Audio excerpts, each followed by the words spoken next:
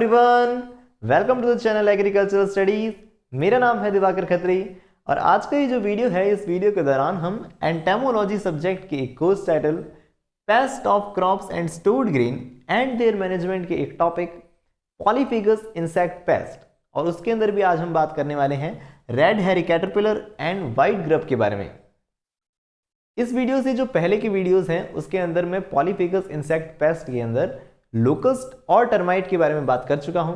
अगर आपने वो वीडियोस नहीं देखे हैं तो उनके लिंक ऊपर आई बटन के साथ नीचे डिस्क्रिप्शन बॉक्स में अवेलेबल है, आप चाहें तो उन्हें देख सकते हैं।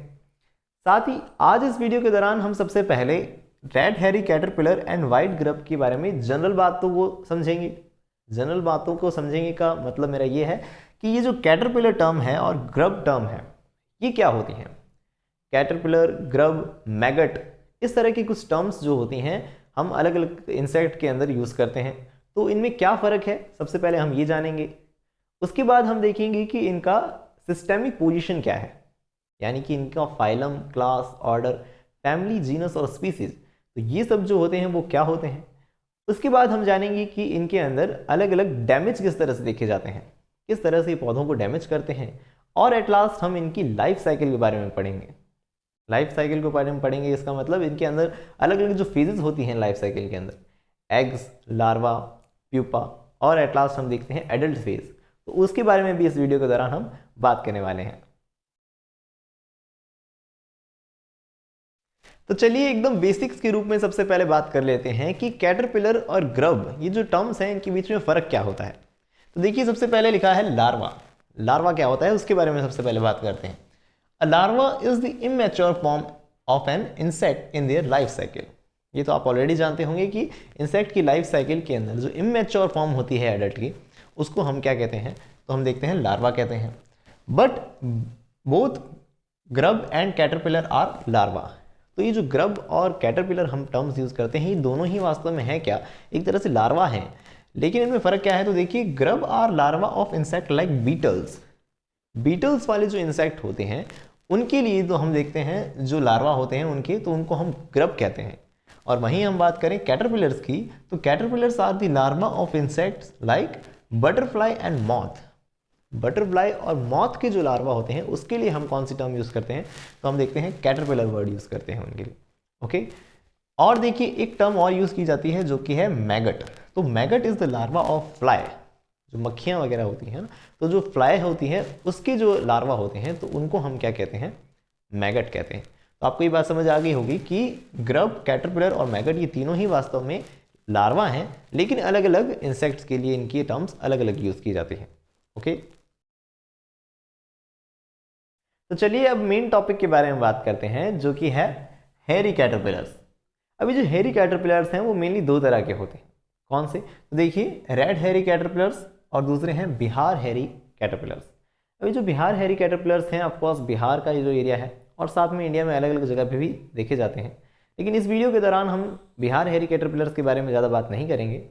लेकिन आप अगर इनके बारे में पढ़ना चाहते हैं तो नीचे जो डिस्क्रिप्शन बॉक्स में PDF अवेलेबल है उसमें बिहार हेरी कैटरपिलर के बारे में भी दिया हुआ है, आप उसे पढ़ सकते हैं।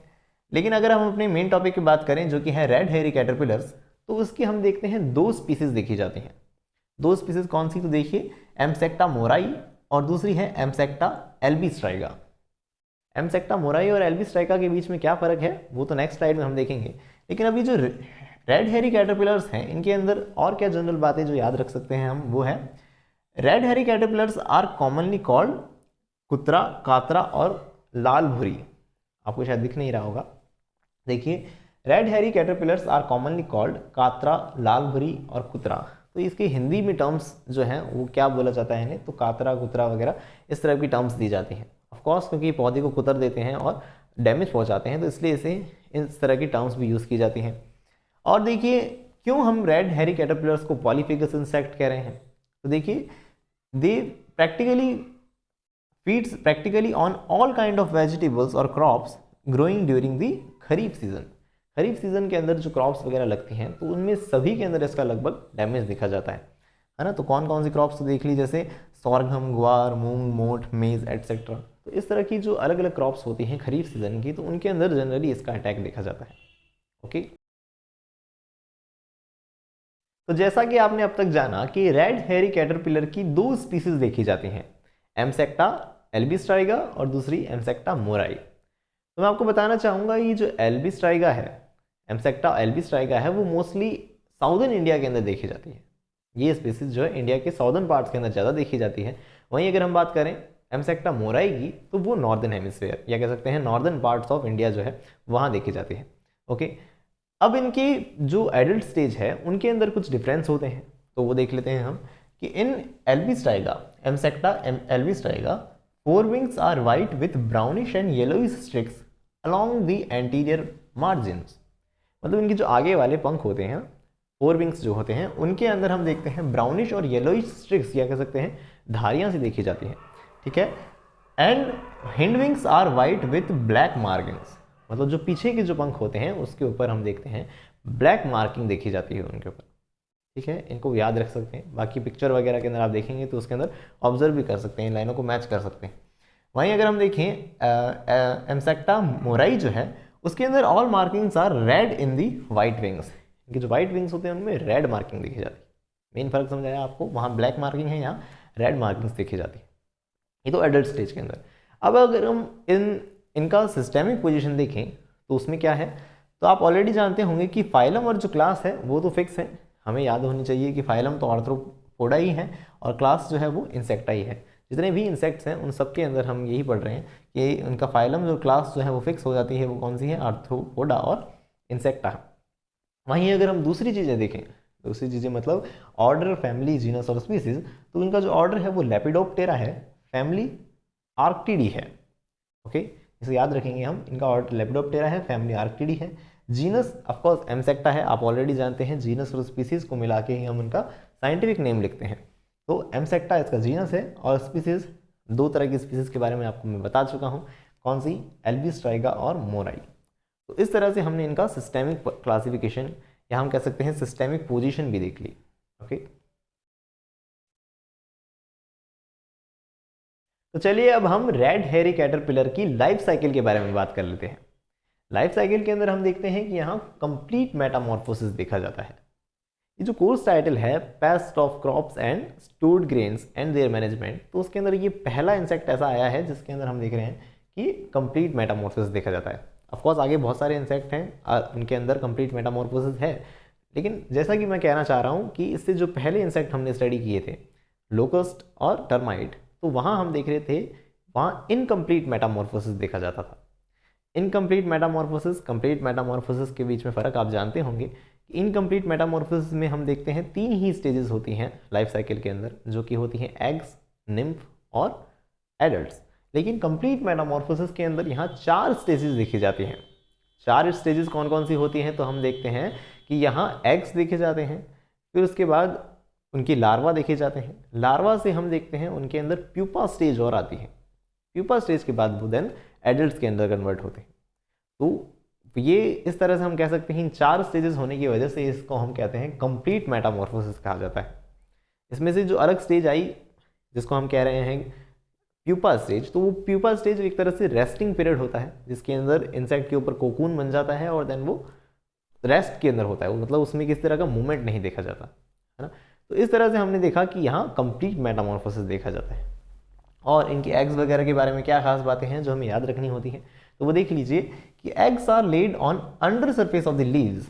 जो पत्तियाँ होती हैं उनकी निचली सतह जो होती है, तो वहाँ इस रेड हेयरी कैटरपिलर के एग्स जो होते हैं ले किए जाते हैं। Eggs are creamy coloured and bright yellow and laid in the groups. Groups के अंदर जो है वो किस तरह के रंग के होते हैं, तो क्रीमी कलर या ब्राइट येलो कलर के ये एग्स होते हैं। और हम देखते हैं 600 to 700 एग्स आर लेड, मतलब 600 से 700 एग्स जो हैं वो मतलब ले किए जाते हैं। और इनकी हैचिंग जो है वो 2 से 3 दिन के अंदर ही हो जाती है। और हैचिंग होने के बाद इनमें से क्या निकलेगा, निम्फ नहीं, इनमें से क्या निकलेंगे, लार्वा निकलेंगे। और लार्वा में भी हम कौन से लार्वा कह रहे हैं, तो यहाँ हम कह रहे हैं कैटरपिलर्स, है ना। वाइट ग्रब के फॉर्म के अंदर हम ग्रब कहेंगे। और मैं आपको बता चुका हूँ कैटरपिलर और ग्रब टर्म्स के बीच में डिफरेंस क्या होता है। ओके, तो यहाँ अब हैचिंग होगी तो निकलेंगे इसमें से caterpillars. Tiny caterpillars feeds on the leaves gregariously. Gregariously मतलब एक साथ ग्रुप में क्योंकि हमने देखा ग्रुप के अंदर ही एग्स ले किए गए हैं, तो ग्रुप्स में ही लार्वा निकलेंगे और पत्ती को क्या करेंगे, खाने लगेंगे, लीव्स को डैमेज पहुंचाएंगे। इनकी जो लेंथ है, जैसे टाइनी कैटरपिलर लिखा है, छोटे कैटरपिलर होते हैं, कितने छोटे होते हैं तो देख लीजिए, लेंथ आर 5 सेंटीमीटर, इनकी लेंथ 5 सेंटीमीटर होती है। और लार्वल पीरियड जो है इनका कितना होता है, मतलब कितने दिनों तक ये लार्वल स्टेज में रहेंगे, तो वो देख लीजिए 40 to 50 डेज तक, ठीक है, 40 से 50 दिन। 40 से 50 दिन के अंदर क्या हो जाएगा इनके अंदर, कैसे किस स्टेज में क्या हो जाएगा इनके अंदर, तो देखिए तो इनके अंदर देखिए कि caterpillars grow in 6 stages and complete their development. अब ये जो कैटरपिलर्स हैं इनके अंदर 6 स्टेजेस के अंदर और डेवलपमेंट होगा और देन वो प्यूपा स्टेज के अंदर चले जाएंगे। ओके, तो अब इनकी प्यूपा स्टेज के बारे में अब हम और पढ़ेंगे, फिर एडल्ट्स, और हमारे फिर नेक्स्ट टॉपिक पर हम पहुंचेंगे जो कि है व्हाइट ग्रब्स। तो चलिए लाइफ साइकिल के नेक्स्ट स्टेज के बारे में और बात कर लेते हैं, जो कि है प्यूपा स्टेज, है ना। और प्यूपा के बाद ऑफ कोर्स एडल्ट स्टेज आएगी। तो देखिए caterpillars enter in the soil, shed hairs and make earthen cocoons. मतलब समझ आया आपको कि ये जो कैटरपिलर्स निकले थे, है ना, मैंने कहा था बहुत सारे ग्रुप के अंदर कैटरपिलर्स निकल रहे थे और इनके पास टाइम कितना है, तो हमने देखा 6 स्टेजेस के अंदर 40 से 50 दिनों का टाइम है इनके पास। उसके बाद तो ये हम देख रहे हैं कोकून में बदल जाएंगे, प्यूपा स्टेज के अंदर आ जाएंगे। तो काफ़ी सारी तबाही मचा लेने के बाद इनका क्या होता है, तो हम देखते हैं ये अपने हेयर्स वगैरह जो हैं वो छोड़ देते हैं और देन डेवलप्ड होकर अर्दन कोकून्स बनाते हैं, ज़मीन के अंदर कोकून बनाते हैं। कोकून मतलब आप समझ सकते हैं अपने आउटर, अपने बाहर की सतह के रूप में बहुत हार्ड सा सरफेस बना लेते हैं और देन वो कहाँ देखे जाते हैं, तो at a depth of about 10 to 20 centimetre, मतलब ज़मीन में 10 से 20 सेंटीमीटर की डेप्थ पर देखे जाते हैं। Almost along the field Burns and mostly along the field Burns and shady areas, मतलब छाँव वाली जगह जो होती है, जो बर्न्स वगैरह बने हुए होते हैं फील्ड में, तो वहाँ इनके जो कोकून्स वगैरह हैं वो देखे जाते हैं। और इसके बाद इनकी कोकून स्टेज के अंदर हम देखते हैं अबाउट 7 to 20 डेज के बाद, है ना, प्यूपा स्टेज के बाद ये एडल्ट फॉर्म में बदल जाते हैं। अब ये एडल्ट फॉर्म है, इनकी मॉर्फोलॉजिकली जो कैरेक्टर्स वगैरह हैं वो ऑलरेडी मैं आपको बता चुका हूँ एल्बी स्ट्राइका और मोराई के अंदर जो मेन फ़र्क थे, तो उस तरह से एडल्ट स्टेज के बारे में भी हम ऑलरेडी बात कर चुके हैं। तो इस तरह से इनका लाइफ साइकिल पूरा हम देख चुके हैं। क्या देख चुके हैं, एक बार जल्दी से रिपीट कर लेते हैं। एग्स जो है वो 2 से 3 दिन के अंदर इनकी हैचिंग होती है, वो कैटरपिलर्स में बदलते हैं, लार्वा निकलते हैं, लार्वा को हम क्या कह सकते हैं, कैटरपिलर्स। कैटरपिलर्स के अंदर हम देखते हैं 6 स्टेजेस के अंदर 40 से 50 दिनों के अंदर वो प्यूपा में बदलते हैं, प्यूपा से वो एडल्ट फॉर्म में आते हैं। एडल्ट फॉर्म में आने से पहले वो अर्दन कोकून्स बनाते हैं और वो 7 to 20 डेज होता है। और मई से अगस्त जो महीने होते हैं उस दौरान इनके क्या करते हैं, वापस से एग्स ग्रुप्स में एग्स दिए जाते हैं, वापस साइकिल चलती है। तो इस तरह से इनके अंदर कंप्लीट मेटामॉर्फोसिस देखा जाता है। ओके, तो चलिए अब इस वीडियो के सेकंड पार्ट की तरफ हम बात करते हैं, जो कि है व्हाइट ग्रब। हमारा जो सेकंड टॉपिक क्या था वो था व्हाइट ग्रब। ग्रब्स क्या होते हैं मैं आपको ऑलरेडी बता चुका हूँ। तो व्हाइट ग्रब क्या होते हैं अब इसके बारे में और देख लेते हैं कि इनका हिंदी नेम जो है इन जनरल, जैसे कि आपने देखा रेड हेरी कैटरपिलर को इन जनरल कुत्रा, कातरा इस तरह से बोला गया था, कहा जाता है। तो वैसे ही यहाँ क्या कहा जाता है, तो देखिए इसे सफ़ेद लट या सफ़ेद गिदर ये भी कहा जाता है, ठीक है, सफ़ेद लट और सफ़ेद गिदर भी इसे कहा जाता है। From last years while grub had paused such a serious and alarming situation. पिछले कुछ सालों में, वैसे तो ये लाइन बहुत पुरानी है, तो मतलब काफ़ी पुरानी बात कही गई है कि बहुत टाइम पहले ये कहा गया था कि from last years white grub had paused such a serious and alarming situation, मतलब बहुत भयंकर हम देखते हैं डैमेज कॉज किया था किन्होंने, वाइट ग्रब्स ने, in the country. That's why these are regarded as national pest. इतना भयंकर उन्होंने डैमेज किया था कि इन्हें हम क्या कहते हैं, तो नेशनल पेस्ट कहते हैं। काफ़ी इंटरेस्टिंग बात लगती है मुझे ये, क्योंकि इन जनरल नॉलेज के रूप में नेशनल एनिमल, नेशनल बर्ड्स ये तो सबको याद होते हैं, लेकिन नेशनल पेस्ट क्या होते हैं तो वो अब आपको भी याद है क्या वो चीज़। जी, नेशनल पेस्ट जो है वो किससे कहा गया है, तो हम देखते हैं व्हाइट ग्रब्स को नेशनल पेस्ट कहा गया है। ओके, याद रखेंगे आप इस चीज़ को। नेक्स्ट अगर हम मूव करें तो देखिए in their species families are often called scabs या स्कार्ब बीटल्स। आपने देखा कि ये जो है एक तरह से बीटल्स हैं, तो इनको हम कहते हैं स्कार्ब बीटल्स, ठीक है, तो जो खाना ढूंढ ढूंढ के खाते हैं कूड़ा करकट वगैरह से, तो उसके लिए वैसे तो ये टर्म यूज़ की जाती है, लेकिन इनकी फैमिलीज़ के लिए ये टर्म भी यूज़ की जाती है जिसे हम कहते हैं स्कार्ब बीटल्स। और इसका सिस्टेमिक पोजीशन अगर हम देख लें, सिस्टेमिक पोजीशन के अंदर फाइलम और क्लास, वो तो मैंने अब लिखा ही नहीं है क्योंकि आपको याद हो चुकी होगी वो चीज़ कि फाइलम तो ऑर्थोपोडा है, इंसेक्टा इनकी क्लास है, सबके अंदर वही है। लेकिन ऑर्डर जो हमें याद रखना है वो है कोलियोप्टेरा। कोलियोप्टेरा के बारे में ध्यान रखिएगा कि ये लार्जेस्ट ऑर्डर है ना, इसके अंदर काफ़ी सारी फैमिलीज वगैरह आती हैं इंसेक्ट की। तो largest order of the insect अगर आपसे कोई पूछ ले तो आप ध्यान रखेंगे कि वो क्या है, कोलियोप्टेरा है। ओके, एंड देन इसकी फैमिली जो है वो क्या है, स्कार्बिसीडी। देखो मैंने कहा था ना कि ये स्कार्ब बीटल्स भी कहे जाते हैं, तो इसलिए इसकी फैमिली का नाम हम कहते हैं स्कार्बिसीडी, इसका नाम दिया जाता है। ओके, जीनस और स्पीसीज की भी अगर हम बात कर लें तो वो क्या है, तो जीनस इसका होलोट्राइकिया है और स्पीसीज कॉन्सेंजुनिया है। होलोट्राइकिया कॉन्सेंजुनिया, इसका साइंटिफिक नेम क्या बन जाएगा, होलोट्राइकिया कॉन्सेंजुनिया। ओके, 2-3 बार बोलिएगा अपने आप तो आपको भी याद भी होने लगेगा, लिख लिख के कोशिश कीजिएगा, याद हो जाएंगी चीज़ें। तो इस तरह से हमने देखा कि वाइट ग्रब की जनरल बातें आपको जो पता होनी चाहिए वो ये थी। तो अब तक आप वाइट ग्रब के जनरल इंट्रोडक्शन और उसके सिस्टेमिक पोजीशन को जान चुके हैं। तो अब हम और थोड़ा सा देखते हैं इनकी डैमेज के बारे में। तो देखिए इसकी लाइफ स्टेजेस के अंदर जो ग्रब और एडल्ट स्टेज होती है, ये दोनों ही स्टेज क्या होती है, डैमेजिंग स्टेज है। मतलब काफ़ी क्रॉप्स को देखते हैं हम डैमेज पहुंचाते हैं। पॉलीफेगस पेस्ट है तो आप जानते ही हैं कि अलग अलग तरह की क्रॉप्स को डैमेज पहुंचाते हैं। तो कौन सी स्टेज में, तो ग्रब और एडल्ट दोनों ही स्टेजेस की डैमेजिंग होती हैं। कैसे, तो और थोड़ा देखिए, तो grub and adults both cause damage, बात समझ आ गई। The plant damaged by the grub gives a wilted appearance. जो ग्रब्स वगैरह होते हैं, जो ग्रब्स हैं या लट जिसको कह रहे हैं, वो हम देखते हैं प्लांट्स की रूट्स को देखते हैं हम डैमेज पहुंचाता है। तो उस वजह से प्लांट के ऊपर क्या अपीयरेंस देखते हैं, तो प्लांट विल्टेड सा, मतलब हम देखते हैं कि मुरझाया हुआ सा दिखाई देता है।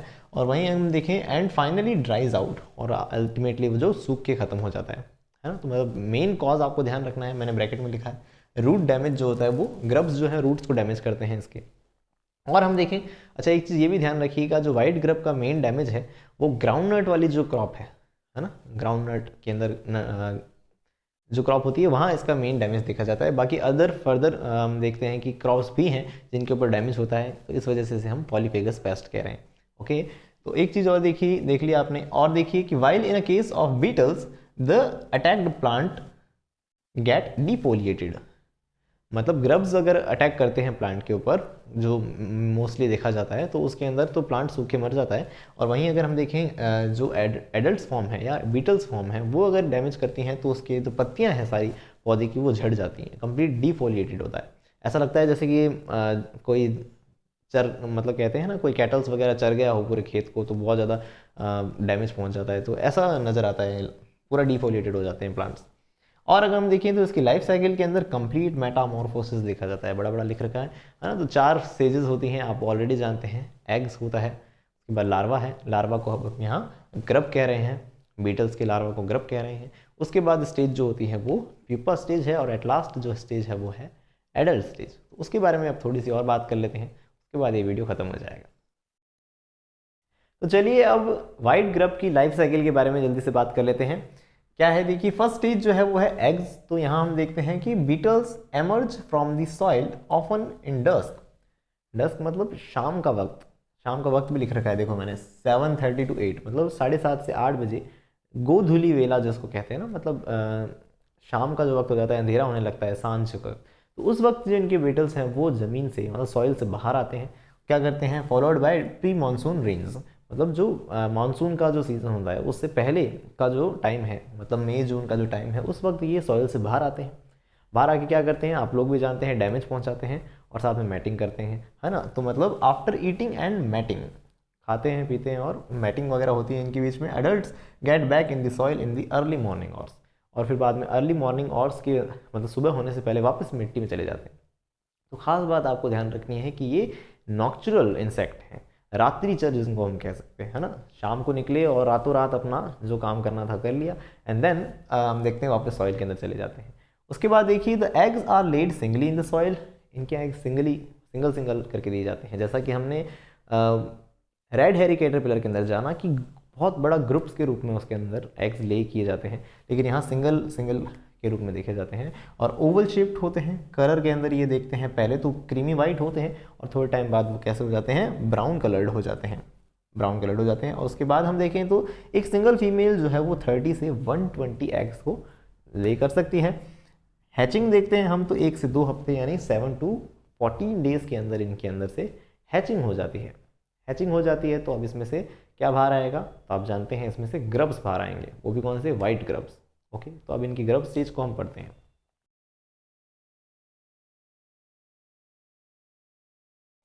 तो चलिए वाइट ग्रब की लाइफ साइकिल की नेक्स्ट स्टेजेस के बारे में बात कर लेते हैं, जो कि हैं ग्रब और प्यूपा। ग्रब लार्वल स्टेज है, तो उसके अंदर क्या होता है, तो हम देखते हैं इसकी लेंथ जो है वो 10 से 12 मिलीमीटर तक देखी जाती है और इसकी जो थिकनेस है वो 2 मिलीमीटर होती है। फुल ग्रोन जो ग्रब है is curved like C shaped, मतलब इनकी शेप कैसे देखते हैं हम, तो सी शेप है ना, सी शेप्ड इनके के रूप में होते हैं। And dirty in the colour, हम देखते हैं जो एकदम नए नए ग्रब्स होते हैं जो निकले ही हैं एग से, वो तो वाइट कलर के होते हैं, लेकिन धीरे धीरे जो आगे बढ़ते जाते हैं तो फुल स्टेज जब ग्रोन हो जाता है ग्रब, तब वो कैसा हो जाता है, तो डर्टी सा हो जाता है। ठीक है, तो देखिए there are 3 larval instars, मतलब इनकी डेवलपमेंट स्टेजेस को हम क्या कहते हैं, तो इन स्टार्स कहते हैं। तो 3 डेवलपमेंट स्टेजेस देखी जाती हैं इनमें, और धीरे धीरे ये कैसे हो जाते हैं, डर्टी वाइट से हो जाते हैं, मैला सा हो जाते हैं। साथ में इनका जो आगे हेड होता है वो ब्राउन कलर का होता है, और इनके जो मैंडिबल्स हैं वो काफ़ी मजबूत होते हैं। मैंडिबल्स मजबूत होते हैं तभी तो क्या करते हैं, ये रूट्स वगैरह को डैमेज पहुंचाते हैं, है ना।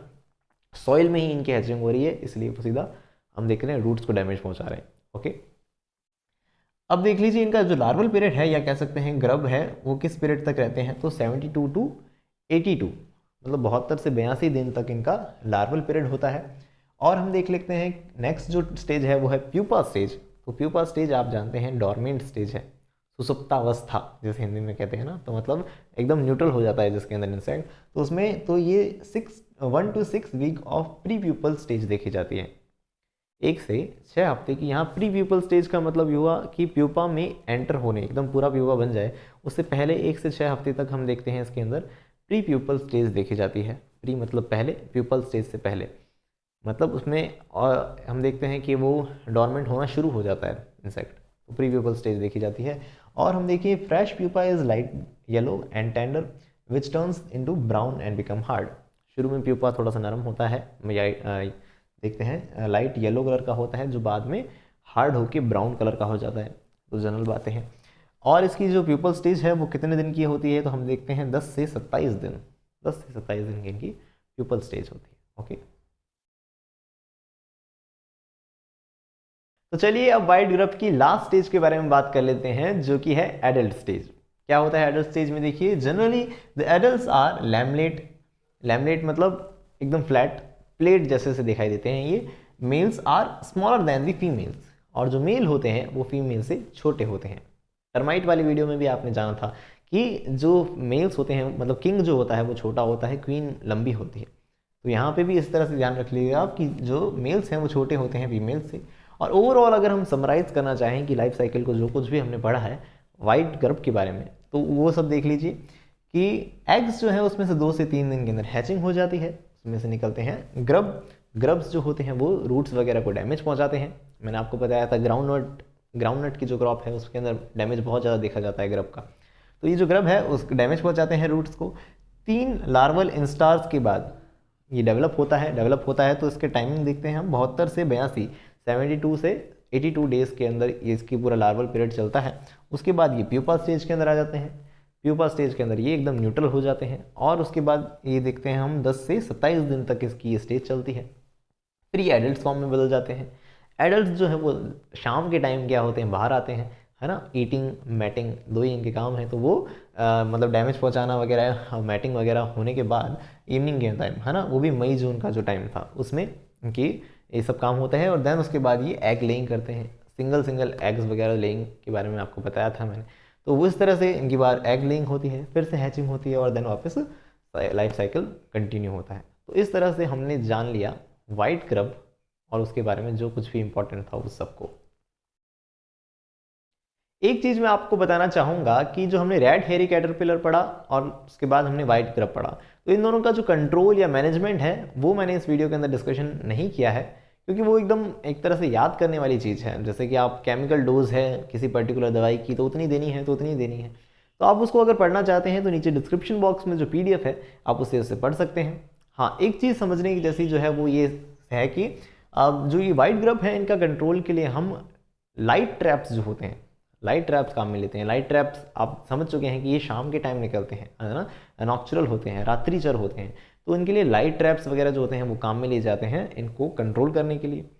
और बाकी जो कंट्रोल है वो सब कुछ आप नीचे PDF से पढ़ सकते हैं।